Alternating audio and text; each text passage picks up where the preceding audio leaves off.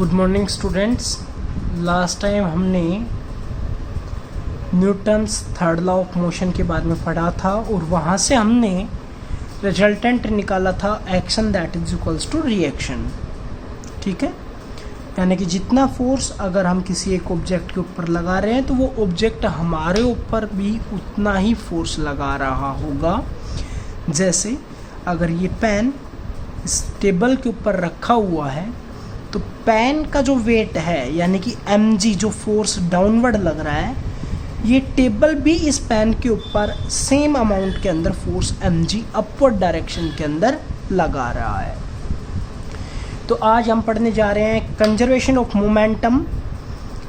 तो पहले एक बार ये देख लीजिए कंजर्वेशन ऑफ मोमेंटम होता क्या है। According to law of conservation of a momentum the total momentum of a system remains constant. यानी कि अगर हम law of conservation of momentum के अकॉर्डिंग देखें तो जो हमारे पास सिस्टम का जो टोटल मोमेंटम है वो कंजर्व रहेगा, कांस्टेंट रहेगा if no external force act on the system, जब तक हम उसके ऊपर कोई एक्सटर्नल फोर्स नहीं लगाएंगे।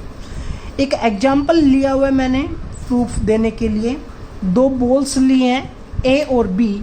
ए का मास मैंने लिया है m1, बॉल बी का मास मैंने लिया है m2।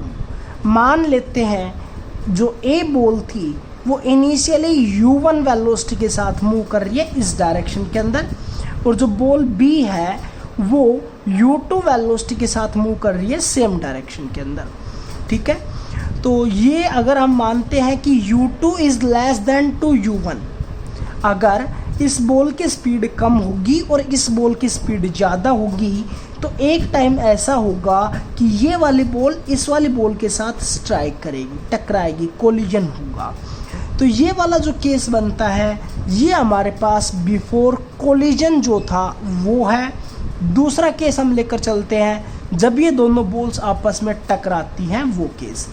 तो ये बॉल ए और बी अगर आपस में टकराएंगी तो ए वाली बॉल बी के ऊपर जो फोर्स लगाएगी वो इस डायरेक्शन में लगाएगी, लेकिन बी वाली बॉल ए के ऊपर जो फोर्स लगाएगी वो इस डायरेक्शन में लगाएगी।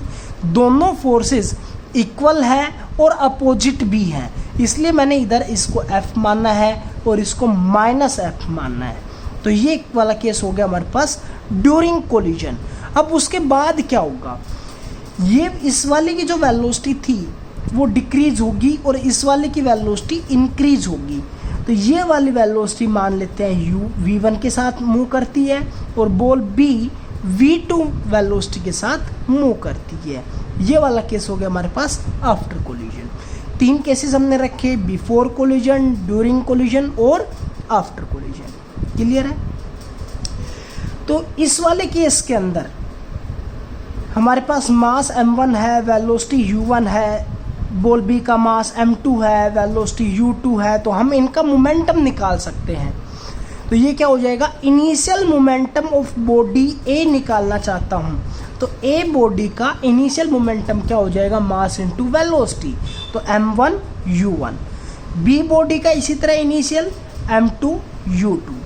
अब फाइनल मोमेंटम देखना चाहते हैं इस वाले केस के अंदर। तो अब फाइनल मोमेंटम ऑफ बॉडी ए क्या हो जाएगा, m1 v1, final momentum of body b m2 v2। ये केस क्लियर हो गए हैं। Total momentum of system before collision check कर रहे हैं, यानी कि इस वाले केस के अंदर हम टोटल मोमेंटम इस पूरे सिस्टम का चेक करना चाहेंगे तो इसका मोमेंटम प्लस इसका मोमेंटम होगा, और आफ्टर कोलिजन चेक करना चाहेंगे तो इसका मोमेंटम प्लस इसका मोमेंटम, यानी कि इन दोनों को ऐड करेंगे और इन दोनों को। तो ये तो हो जाएगा टोटल मोमेंटम बिफोर कोलिजन और ये हो जाएगा टोटल मोमेंटम आफ्टर कोलिजन। ठीक है, तो बिफोर कोलिजन हमारे पास हो गया m1 u1 plus m2 u2, after collision हो गया m1 v1 plus m2 v2।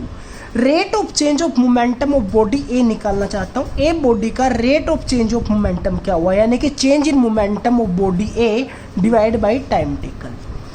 तो चेंज कितना हुआ मोमेंट ए बॉडी के अंदर, भाई ए बॉडी का final momentum minus initial momentum रखेंगे अपॉन में टाइम टेकन। तो फाइनल मोमेंटम ऑफ बॉडी ए क्या था, m1 v1 minus initial momentum of body A m1u1 divided by हमने टाइम माना है dt टाइम के अंदर ये चेंजमेंट हुआ है। According to Newton second law rate of change of momentum that is equals to force था, F that is equals to dp by dt हमने पीछे लिखा था, तो मैं यहाँ पर लिख सकता हूँ F that is equals to change in rate of change of momentum. तो क्या हो जाएगा m1v1 minus m1u1 divided by dt। इसी तरह अगर हम rate of change of momentum of body B निकालना चाहेंगे तो सेम स्टेप से क्या हो जाना चाहिए भाई, m2v2 minus m2u2 divided by dt। ये तो आ गया हमारे पास that is equals to F, किसके बराबर आ गया, जो हमारे पास फोर्स अप्लाई हुआ है, और फोर्स हमारे पास कितना है नेगेटिव के अंदर, इसलिए हम क्या लिखेंगे minus F that is equals to m2v2 minus m2u2 divided by dt। Clear. तो हमारे पास नेगेटिव साइन को इधर लेके जाएंगे तो क्या हो जाएगा, नेगेटिव बाहर कॉमन लिया है m2v2 minus m2u2 divided by dt।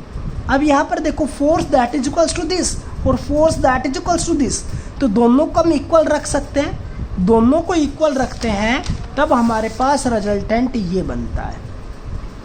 दोनों साइड डिवाइड में dt है, आप इस वाले dt को इधर लेके जाओगे तो मल्टीप्लाई में हो जाएगा और उससे वो कैंसिल हो जाएगा, इसलिए मैंने डायरेक्ट यहाँ पर कैंसिल आउट कर दिया है।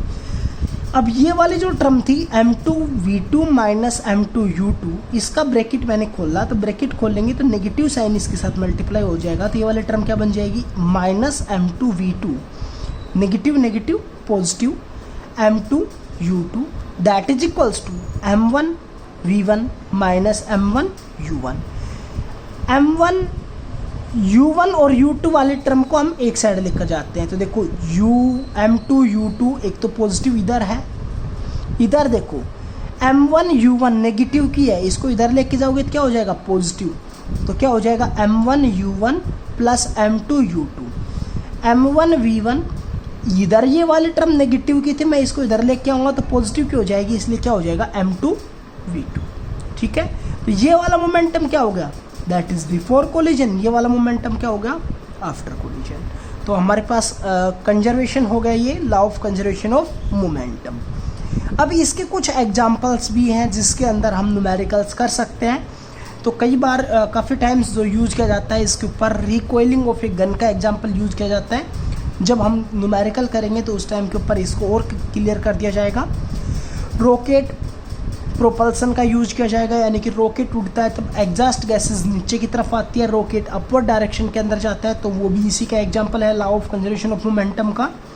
और तीसरा एक एग्जांपल, एक फ्लोर के ऊपर बैलून रखा है, बैलून के अंदर एयर है, अगर आप नीचे से पिन से वहाँ पर होल कर देते हो, जैसे कि बैलून के नीचे से पिन से होल कर दिया, ये बैलून था मैंने इसको होल कर दिया नीचे से, तो होल करने के बाद जो उसके अंदर एयर थी वो नीचे की तरफ निकलेगी।